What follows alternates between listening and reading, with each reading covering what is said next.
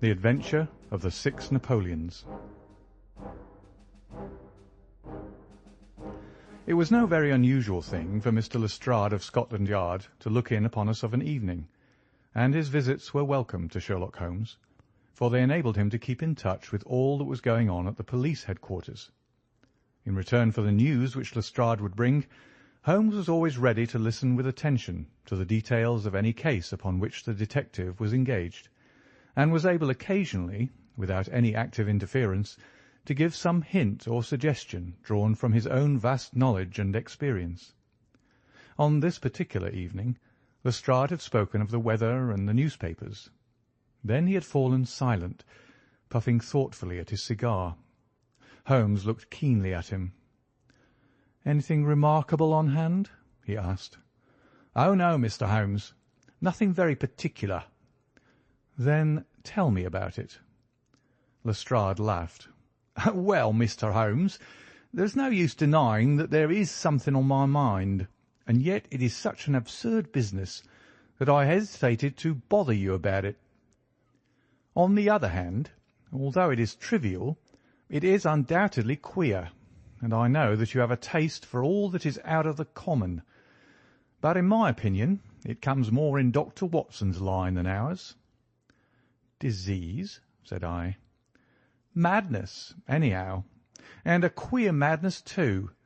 You wouldn't think there was anyone living at this time of day who was such a hatred of Napoleon the First that he would break any image of him that he could see." Holmes sank back in his chair. "That's no business of mine," said he. "Exactly. That's what I said. But then when the man commits burglary in order to break images which are not his own, that brings it away from the doctor and on to the policeman." Holmes sat up again. "Burglary? This is more interesting. Let me hear the details." Lestrade took out his official notebook and refreshed his memory from its pages. "The first case reported was 4 days ago," said he. "It was at the shop of Morse Hudson, who has a place for the sale of pictures and statues in the Kennington Road. The assistant had left the front shop for an instant when he heard a crash, and hurrying in he found a plaster bust of Napoleon, which stood with several other works of art upon the counter, lying shivered into fragments. He rushed out into the road, but although several passers-by declared that they had noticed a man run out of the shop, he could neither see anyone, nor could he find any means of identifying the rascal. It seemed to be one of those senseless acts of hooliganism which occur from time to time, and it was reported to the constable on the beat as such. The plaster cast was not worth more than a few shillings, and the whole affair appeared to be too childish for any particular investigation. The second case, however, was more serious, and also more singular. It occurred only last night. In Kennington Road, and within a few hundred yards of Morse Hudson's shop, there lives a well-known medical practitioner named Dr. Barnicot, who is one of the largest practices upon the south side of the Thames.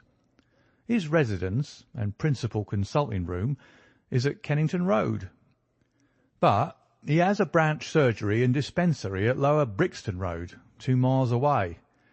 This Dr. Barnicot is an enthusiastic admirer of Napoleon, and his house is full of books, pictures, and relics of the French Emperor. Some little time ago he purchased from Morse Hudson 2 duplicate plaster casts of the famous head of Napoleon by the French sculptor Devine. One of these he placed in his hall in the house at Kennington Road, and the other on the mantelpiece of the surgery at Lower Brixton.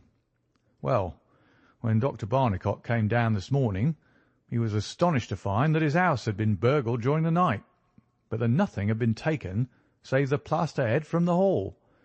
It had been carried out and had been dashed savagely against the garden wall, under which its splintered fragments were discovered.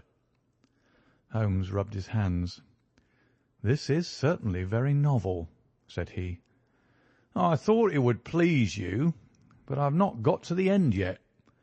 Dr. Barnicot was due at his surgery at 12 o'clock, and you can imagine his amazement when, on arriving there, he found that the window had been opened in the night and that the broken pieces of his second bust were strewn all over the room.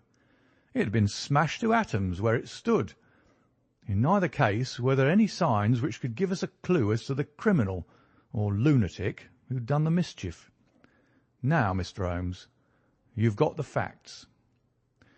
"They are singular, not to say grotesque," said Holmes. "May I ask whether the two busts smashed in Dr. Barnicot's rooms were the exact duplicates of the one which was destroyed in Morse Hudson's shop?" "They were taken from the same mould." "Such a fact must tell against the theory that the man who breaks them is influenced by any general hatred of Napoleon. Considering how many hundreds of statues of the great Emperor must exist in London, it is too much to suppose such a coincidence as that a promiscuous iconoclast should chance to begin upon 3 specimens of the same bust." "Well, I thought as you do," said Lestrade. "On the other hand, this Morse Hudson is the purveyor of busts in that part of London, and these 3 were the only ones which had been in his shop for years. So, although, as you say, there are many hundreds of statues in London, it is very probable that these 3 were the only ones in that district. Therefore, a local fanatic would begin with them. What do you think, Dr. Watson?" "There are no limits to the possibilities of monomania," I answered. "There is the condition which the modern French psychologists have called the idée fixe, which may be trifling in character and accompanied by complete sanity in every other way. A man who had read deeply about Napoleon, or who had possibly received some hereditary family injury through the Great War, might conceivably form such an idée fixe, and under its influence be capable of any fantastic outrage." "That won't do, my dear Watson," said Holmes, shaking his head, "for no amount of idée fixe would enable your interesting monomaniac to find out where these busts were situated." "Well, how do you explain it?" "I don't attempt to do so. I would only observe that there is a certain method in the gentleman's eccentric proceedings. For example, in Dr. Barnicot's hall, where a sound might arouse the family, the bust was taken outside before being broken, whereas in the surgery, where there are less danger of an alarm, it was smashed where it stood. The affair seems absurdly trifling, and yet I dare call nothing trivial when I reflect that some of my most classic cases have had the least promising commencement. You will remember, Watson, how the dreadful business of the Abernethy family was first brought to my notice by the depth which the parsley had sunk into the butter upon a hot day. I cannot afford, therefore, to smile at your 3 broken busts, Lestrade, and I shall be very much obliged to you if you will let me hear of any fresh developments of so singular a chain of events."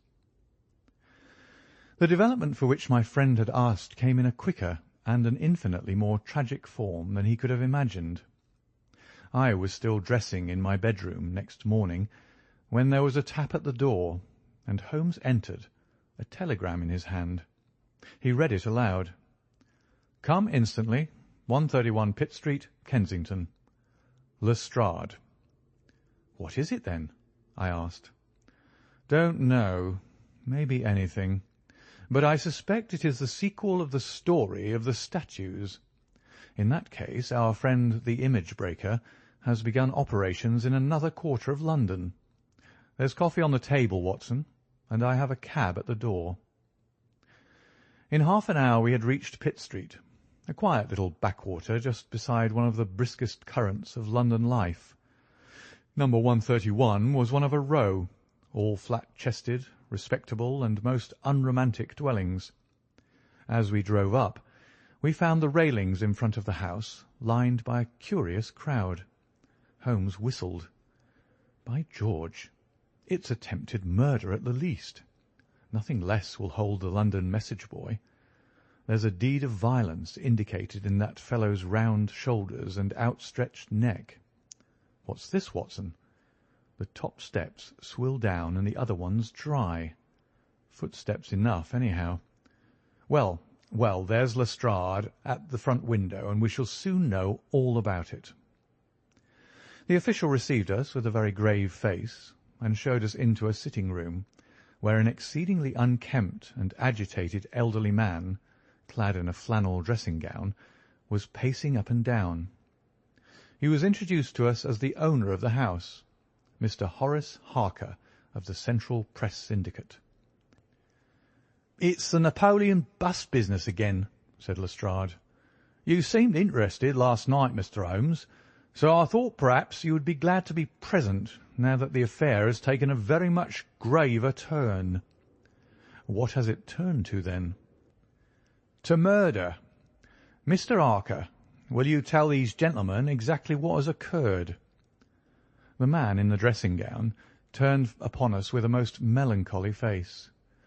"It's an extraordinary thing," said he, "that all my life I have been collecting other people's news, and now that a real piece of news has come my own way, I am so confused and bothered that I can't put two words together. If I'd come in here as a journalist, I should have interviewed myself and had 2 columns in every evening paper. As it is, I am giving away valuable copy by telling my story over and over to a string of different people, and I can make no use of it myself. However, I've heard your name, Mr. Sherlock Holmes, and if you'll only explain this queer business, I shall be paid for my trouble in telling you the story." Holmes sat down and listened. "It all seems to centre around that bust of Napoleon which I bought for this very room about 4 months ago. I picked it up cheap from Harding Brothers, 2 doors from the High Street station. A great deal of my journalistic work is done at night, and I often write until the early morning. So it was to-day. I was sitting in my den, which is at the back of the top of the house, about 3 o'clock, when I was convinced that I heard some sounds downstairs. I listened, but they were not repeated, and I concluded that they came from outside. Then suddenly, about 5 minutes later, there came a most horrible yell, the most dreadful sound, Mr. Holmes, that ever I heard. It will ring in my ears as long as I live. I sat frozen with horror for a minute or two, and then I seized the poker and went downstairs. When I entered this room, I found the window wide open, and I at once observed that the bust was gone from the mantelpiece. Why any burglar should take such a thing passes my understanding, for it was only a plaster cast and of no real value whatever. You can see for yourself that anyone going out through that open window could reach the front doorstep by taking a long stride. This was clearly what the burglar had done. So I went round and opened the door. Stepping out into the dark, I nearly fell over a dead man who was lying there. I ran back for a light, and there was the poor fellow, a great gash in his throat and the whole place swimming in blood. He lay on his back, his knees drawn up, and his mouth horribly open. I shall see him in my dreams. I had just time to blow on my police whistle, and then I must have fainted, for I knew nothing more until I found the policeman standing over me in the hall." "Well, who was the murdered man?" asked Holmes. "There's nothing to show who he was," said Lestrade. "You shall see the body at the mortuary, but we've made nothing of it up to now. He is a tall man, sunburned, very powerful, not more than 30. He's poorly dressed, and yet does not appear to be a labourer.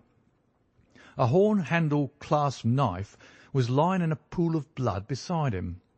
Whether it was the weapon which did the deed, or whether it belonged to the dead man, I do not know. There was no name on his clothing, and nothing in his pockets save an apple, some string, a shilling map of London, and a photograph. Here it is." It was evidently taken by a snapshot from a small camera. It represented an alert, sharp-featured, simian man with thick eyebrows and a very peculiar projection of the lower part of the face, like the muzzle of a baboon. "And what became of the bust?" asked Holmes after a careful study of this picture. "We had news of it just before you came. It has been found in the front garden of an empty house in Camden House Road. It was broken into fragments. I'm going round now to see it. Will you come?" "Certainly.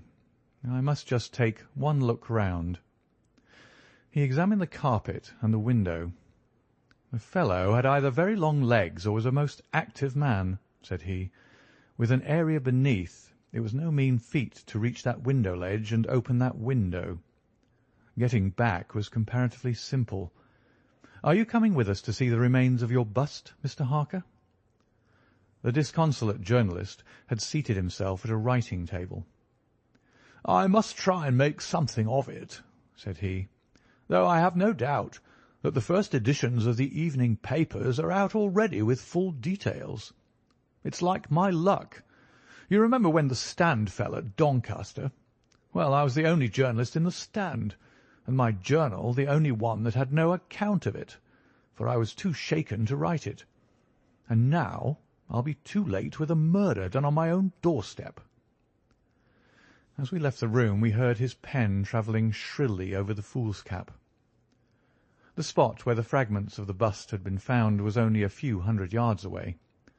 For the first time our eyes rested upon this presentiment of the great emperor, which seemed to raise such frantic and destructive hatred in the mind of the unknown. It lay scattered in splintered shards upon the grass. Holmes picked up several of them and examined them carefully. I was convinced from his intent face and his purposeful manner that at last he was upon a clue. "Well?" asked Lestrade. Holmes shrugged his shoulders. "We have a long way to go yet," said he. And yet, well, we have some suggestive facts to act upon. The possession of this trifling bust was worth more, in the eyes of this strange criminal, than a human life. That is one point. Then there is a singular fact that he did not break it in the house or immediately outside the house, if to break it was his sole object. "He was rattled and bustled by meeting this other fellow. He hardly knew what he was doing." "Well, that's likely enough, but I wish to call your attention very particularly to the position of this house, in the garden of which the bust was destroyed." Lestrade looked about him. It was an empty house, and so he knew that he would not be disturbed in the garden. "Yes, but there is another empty house farther up the street which he must have passed before he came to this one. Why did he not break it there, since it is evident that every yard that he carried it increased the risk of someone meeting him?" "I give it up," said Lestrade. Holmes pointed to the street lamp above our heads. He could see what he was doing here, and he could not there. That was his reason. "By Jove, that's true," said the detective. "Now that I come to think of it, Dr. Barnicot's bust was broken not far from his red lamp. Well, Mr. Holmes, what are we to do with that fact?" "To remember it, to docket it. We may come on something later which will bear upon it. What steps do you propose to take now, Lestrade?" "The most practical way of getting at it, in my opinion, is to identify the dead man. There should be no difficulty about that. When we've found out who he is and who his associates are, we should have a good start in learning what he was doing in Pitt Street last night, and who it was who met him and killed him on the doorstep of Mr. Horace Harker. Don't you think so?" "No doubt, and yet it is not quite the way in which I should approach the case." "What would you do, then?" "Oh, you must not let me influence you in any way. I suggest that you go on your line and I on mine. We can compare notes afterwards, and each will supplement the other." "Very good," said Lestrade. "If you are going back to Pitt Street, you might see Mr. Horace Harker.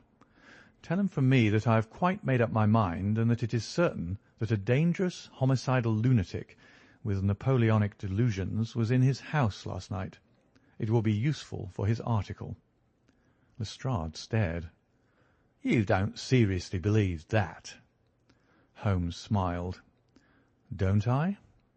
Well, perhaps I don't, but I'm sure that it will interest Mr. Horace Harker and the subscribers of the Central Press Syndicate. Now, Watson, I think that we shall find that we have a long and rather complex day's work before us. I should be glad, Lestrade, if you could make it convenient to meet us at Baker Street at 6 o'clock this evening. Until then, I should like to keep this photograph, found in the dead man's pocket. It is possible that I may have to ask your company and assistance upon a small expedition which will be undertaken tonight, if my chain of reasoning should prove to be correct. Until then, good-bye, and good luck. Sherlock Holmes and I walked together to the High Street, where we stopped at the shop of Harding Brothers, whence the bust had been purchased. A young assistant informed us that Mr. Harding would be absent until afternoon, and that he was himself a newcomer who could give us no information. Holmes's face showed his disappointment and annoyance. "Well, well, we can't expect to have it all our own way, Watson," he said at last. "We must come back in the afternoon. If Mr. Harding will not be here until then, I am, as you have no doubt surmised, endeavouring to trace these busts to their source, in order to find if there is not something peculiar which may account for their remarkable fate. Let us make for Mr. Morse Hudson of the Kennington Road, and see if he can throw any light upon the problem." A drive of an hour brought us to the picture dealer's establishment. He was a small, stout man with a red face and a peppery manner. "Yes, sir, on my very counter, sir," said he. "What we pay rates and taxes for I don't know, when any ruffian can come in and break one's goods. Yes, sir, it was I who sold Dr. Parnicott his 2 statues. Disgraceful, sir. A nihilist plot, that's what I make it. No one but an anarchist could go about breaking statues. Red Republicans, that's what I call 'em. Who did I get the statues from? Oh, I don't see what that's got to do with it. Well, if you really want to know, I got them from Gelder and Company, in Church Street, Stepney. They're a well-known house in the trade, and have been this 20 years. How many had I? 3. 2 and 1 are 3. 2 of Dr. Barnicott's, and 1 smashed in broad daylight on my own counter. Do I know that photograph? No, I don't. Yes, I do, though. Why, it's Beppo. He was a kind of Italian piecework man who made himself useful in the shop. He could carve a bit, and gild and frame, and do odd jobs. The fellow left me last week, and I've heard nothing of him since. No, I don't know where he came from, nor where he went to. I had nothing against him while he was here. He was gone 2 days before the bust was smashed." "Well, that's all we could reasonably expect from Morse Hudson," said Holmes, as we emerged from the shop. "We have this Beppo as a common factor, both in Kennington and in Kensington, so that is worth a 10-mile drive. Now, Watson, let us make for Gelder and Company of Stepney, the source and origin of the busts. I shall be surprised if we don't get some help down there." In rapid succession we passed through the fringe of fashionable London, Hotel London, theatrical London, literary London, commercial London, and finally maritime London, till we came to a riverside city of 100,000 souls, where the tenement houses swelter and reek with the outcasts of Europe. Here, in a broad thoroughfare, once the abode of wealthy city merchants, we found the sculpture works for which we searched. Outside was a considerable yard full of monumental masonry. Inside was a large room in which 50 workers were carving or moulding. The manager, a big blonde German, received us civilly and gave a clear answer to all Holmes's questions. A reference to his books showed that hundreds of casts had been taken from a marble copy of Devine's head of Napoleon, but that the 3 which had been sent to Morse Hudson a year or so before had been half of a batch of 6, the other 3 being sent to Harding Brothers of Kensington. There was no reason why those 6 should be different from any of the other casts. He could suggest no possible cause why anyone should wish to destroy them. In fact, he laughed at the idea. Their wholesale price was 6 shillings, but the retailer would get 12 or more. The cast was taken in 2 moulds from each side of the face, and then these 2 profiles of plaster of Paris were joined together to make the complete bust. The work was usually done by Italians, in the room we were in. When finished, The busts were put on a table in the passage to dry, and afterwards stored. That was all he could tell us. But the production of the photograph had a remarkable effect upon the manager. His face flushed with anger, and his brows knotted over his blue Teutonic eyes. "Ah, the rascal!" he cried. "Yes, indeed, I know him very well. This has been also a respectable establishment, and the only time that we have ever had the police in it was over this very fellow. It was more than a year ago now. He knifed another Italian in the street, and then he came to the works with the police on his heels, and he was taken here. Beppo was his name. His second name I never knew. Serve me right for engaging a man with such a face. But he was a good workman, one of the best." "What did he get?" "The man lived, and he got off with a year. I have no doubt he is out now, but he has not dared to show his nose here. We have a cousin of his here, and I dare say he could tell you where he is." "No, no," cried Holmes. "Not a word to the cousin. Not a word, I beg of you. The matter is very important, and the farther I go with it, the more important it seems to grow. When you referred in your ledger to the sale of those casts, I observed that the date was June 3rd of last year. Could you give me the date when Beppo was arrested?" "I could tell you roughly by the pay list," the manager answered. "Yes," he continued, after some turning over of the pages. "He was paid last on May 20th. "Thank you," said Holmes. "I don't think that I need intrude upon your time and patience any more." With a last word of caution that he should say nothing as to our researches, we turned our faces westward once more. The afternoon was far advanced before we were able to snatch a hasty luncheon at a restaurant. A news bill at the entrance announced "Kensington outrage murder by a madman," and the contents of the paper showed that Mr. Horace Harker had got his account into print after all. 2 columns were occupied with a highly sensational and flowery rendering of the whole incident.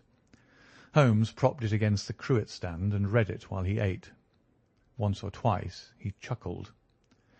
"This is all right, Watson," said he. "Listen to this.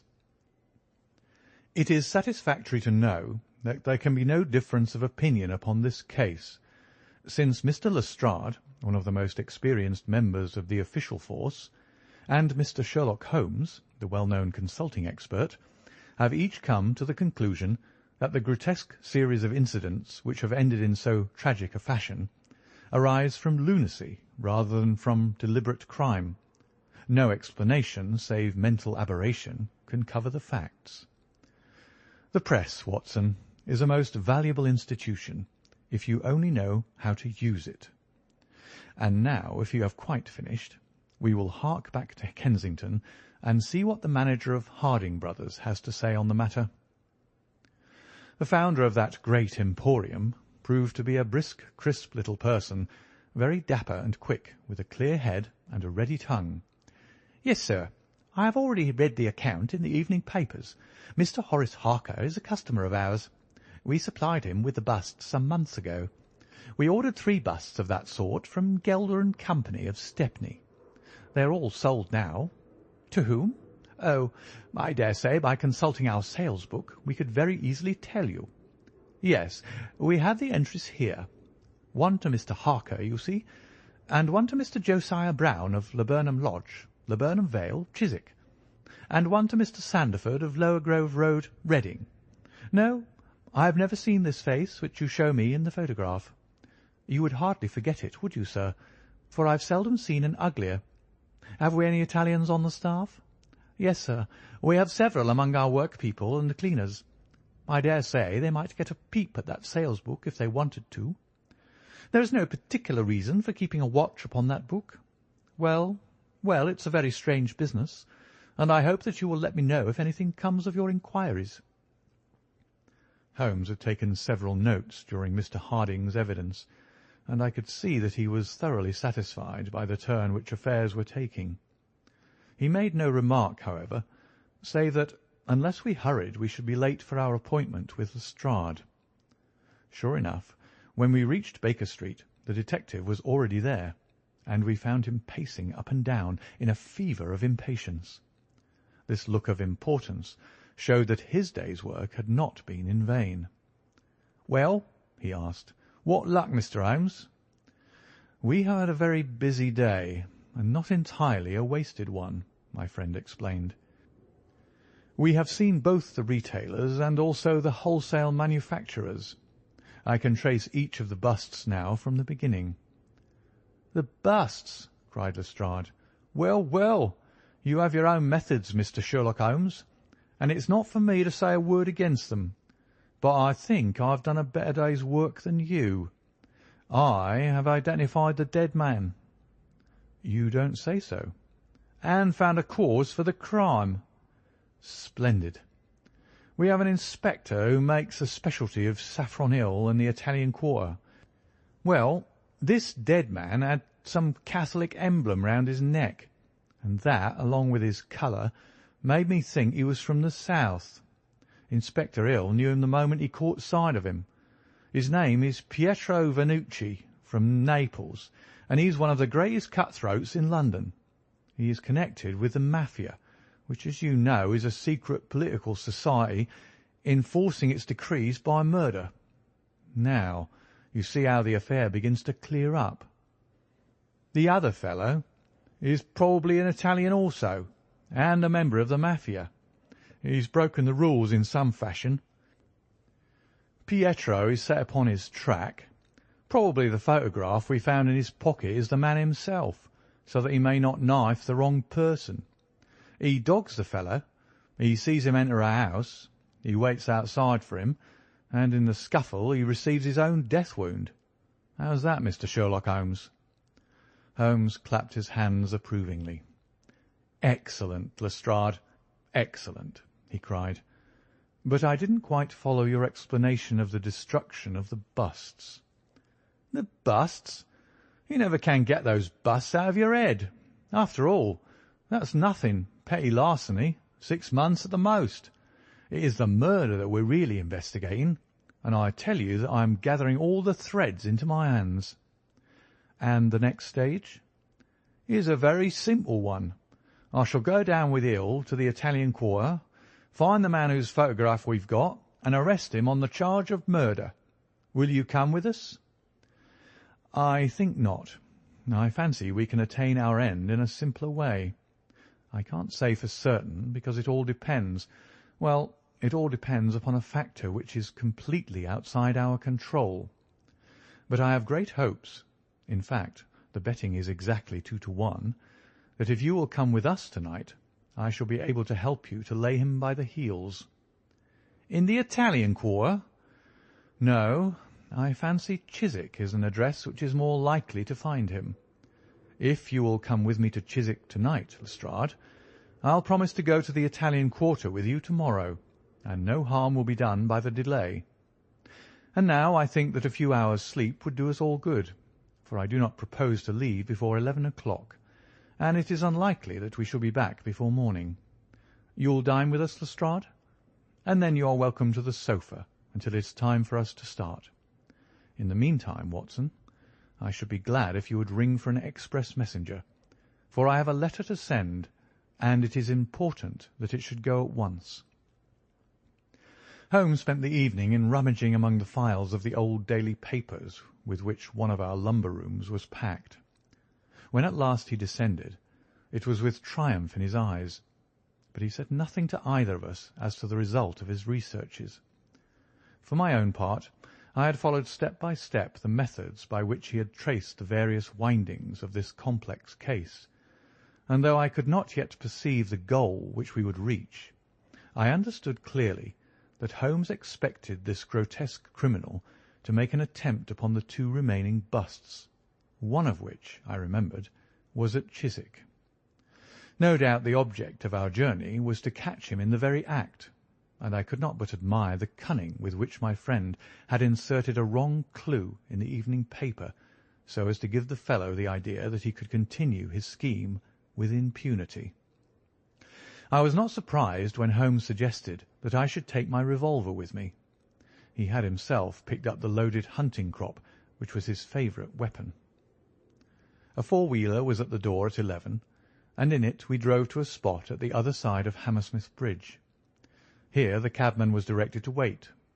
A short walk brought us to a secluded road fringed with pleasant houses, each standing in its own grounds. In the light of a street lamp we read Laburnum Villa upon the gate-post of one of them. The occupants had evidently retired to rest, for all was dark save for a fanlight over the hall door, which shed a single blurred circle onto the garden path. The wooden fence which separated the grounds from the road threw a dense black shadow upon that inner side, and here it was that we crouched. "I fear that you'll have a long wait," Holmes whispered. "We may thank our stars that it is not raining. I don't think we can even venture to smoke to pass the time. However, it's a 2-to-1 chance that we get something to pay us for our trouble." It proved, however, that our vigil was not to be so long as Holmes had led us to fear, and it ended in a very sudden and singular fashion. In an instant, without the least sound to warn us of his coming, the garden gate swung open, and a lithe, dark figure, as swift and active as an ape, rushed up the garden path. We saw it whisk past the light thrown from over the door and disappear against the black shadow of the house. There was a long pause, during which we held our breath, and then a very gentle creaking sound came to our ears.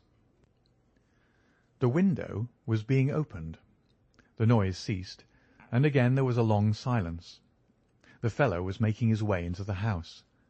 We saw the sudden flash of a dark lantern inside the room. What he sought was evidently not there, for again we saw the flash through another blind and then through another. "Let us go to the open window. We'll nab him as he climbs out," Lestrade whispered. But before we could move, the man had emerged again. As he came out into the glimmering patch of light, we saw that he carried something white under his arm. He looked stealthily all around him. The silence of the deserted street reassured him. Turning his back upon us, he laid down his burden, and the next instant there was the sound of a sharp tap, followed by a clatter and rattle. The man was so intent upon what he was doing that he never heard our steps as we stole across the grass plot. With the bound of a tiger, Holmes was on his back, and an instant later Lestrade and I had him by either wrist, and the handcuffs had been fastened. As we turned him over, I saw a hideous, sallow face with writhing, furious features glaring up at us, and I knew that it was indeed the man of the photograph whom we had secured. But it was not our prisoner to whom Holmes was giving his attention. Squatted on the doorstep, he was engaged in most carefully examining that which the man had brought from the house. It was a bust of Napoleon, like the one which we had seen that morning, and it had been broken into similar fragments. Carefully, Holmes held each separate shard to the light, but in no way did it differ from any other shattered piece of plaster. He had just completed his examination when the hall lights flew up, the door opened, and the owner of the house, a jovial, rotund figure in shirt and trousers, presented himself. "Mr. Josiah Brown, I suppose," said Holmes.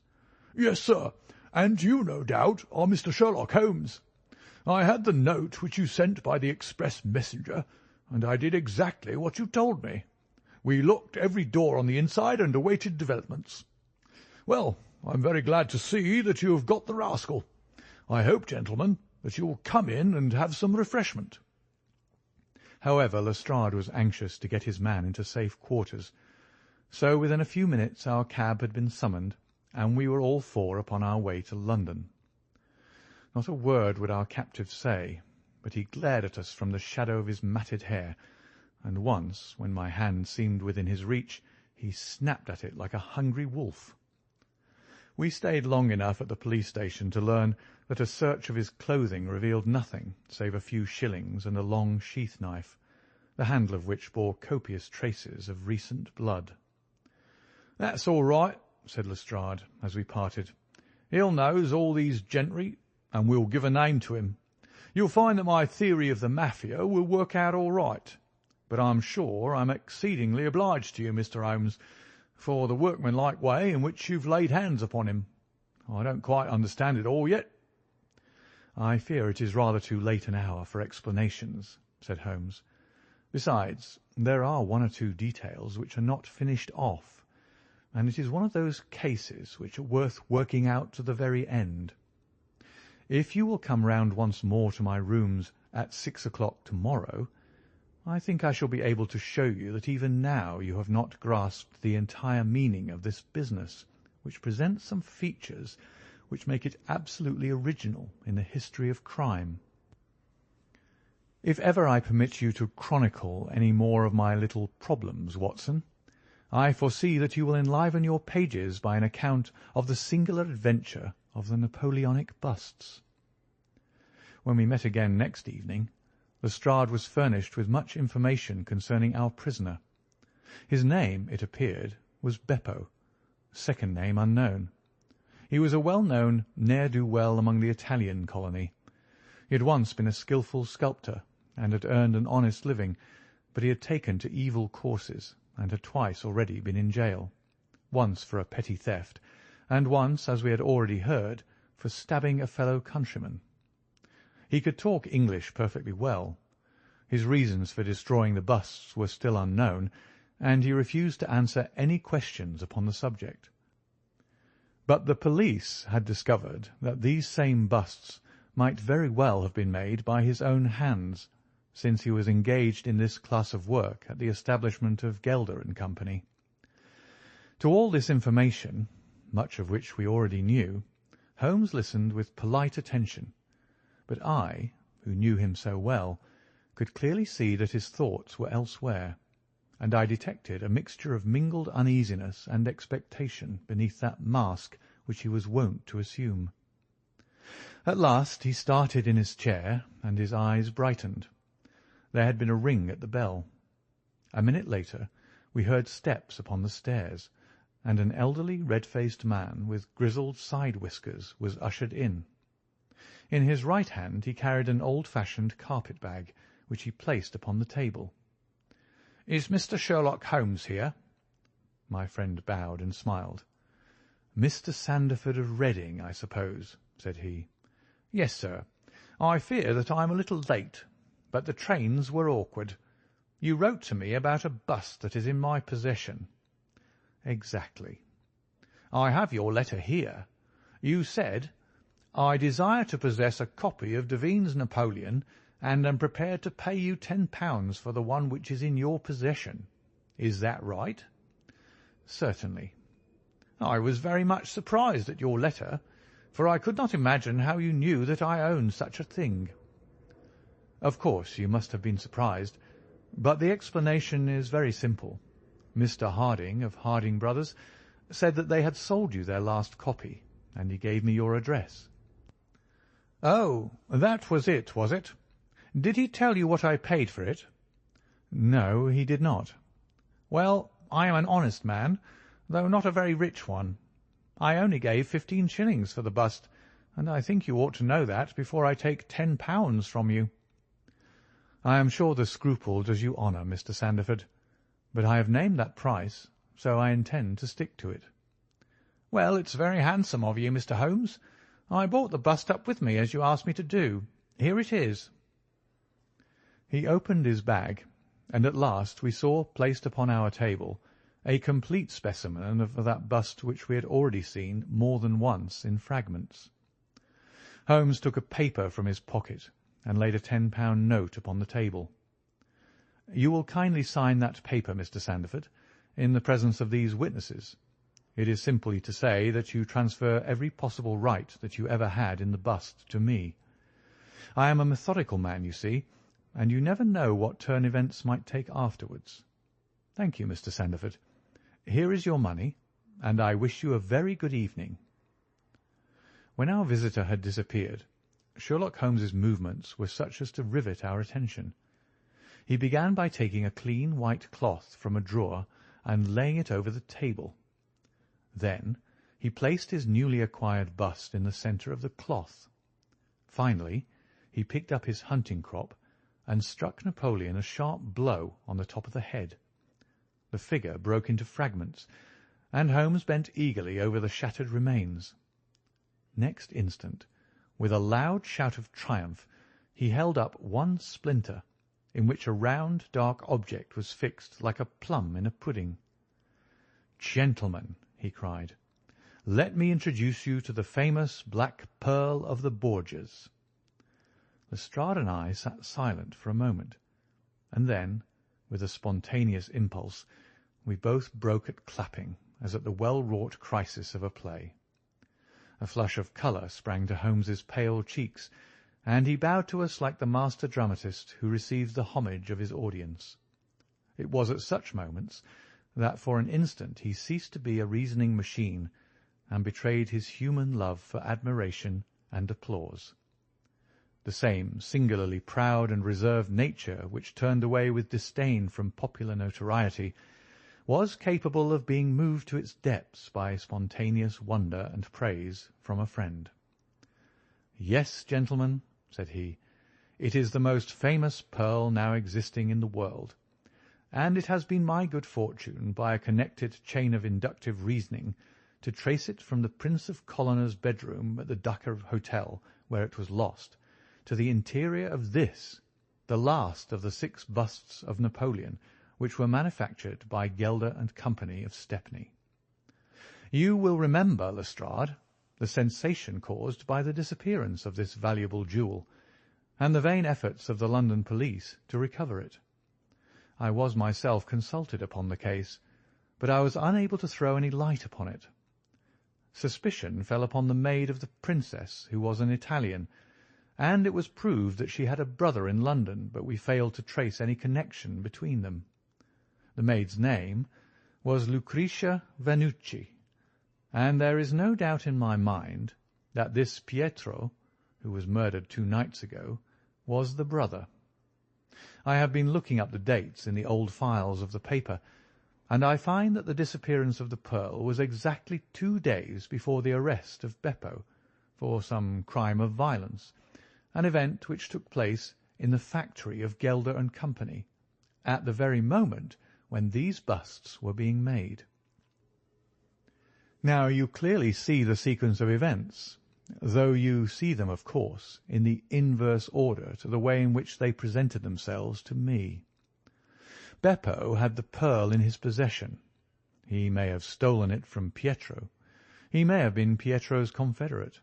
He may have been the go-between of Pietro and his sister. It is of no consequence to us which is the correct solution. The main fact is that he had the pearl, and at that moment, when it was on his person, he was pursued by the police. He made for the factory in which he worked, and he knew that he had only a few minutes in which to conceal this enormously valuable prize, which would otherwise be found on him when he was searched. 6 plaster casts of Napoleon were drying in the passage. One of them was still soft.